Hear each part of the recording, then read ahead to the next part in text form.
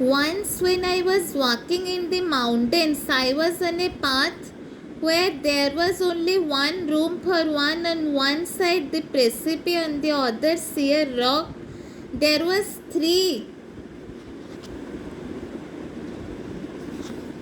children behind me and a fourth person bringing up the rear. I was leading. The path ran along the edge of the rock. We could not see where we were going, and besides, it was very dangerous. If anyone had slipped, he would have been over the edge. I was walking in front when suddenly I saw with other eyes than these, although I was watching my steps carefully.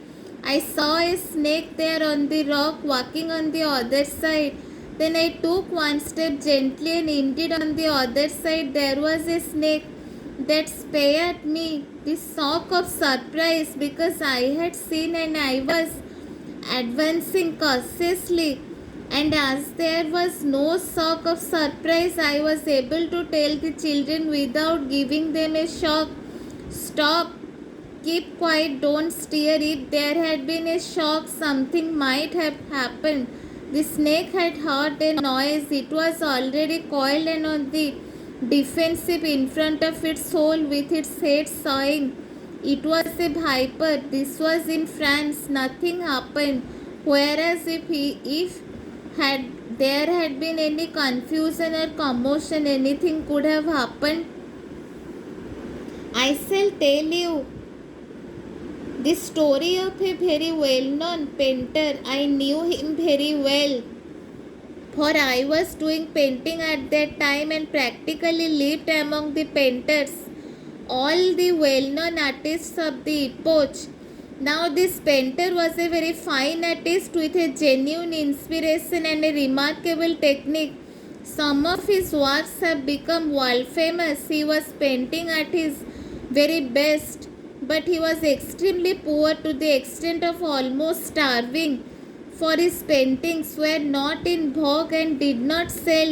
Dealers came, saw and went away. They were not pleased with his work, and yet the paintings were really good. So in those hard days, a dealer came at last to have a look at his works. He examined them all one by one and rejected them wholesale.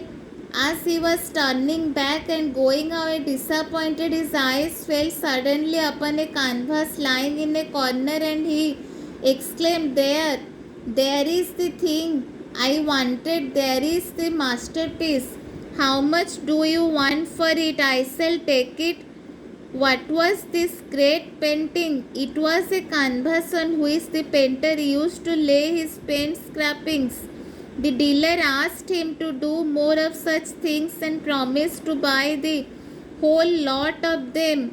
Here was new painting and a genius. What else could the poor artist do but obey his master, the merchant, for he too had to live. Thank you. Jai Sri Ma.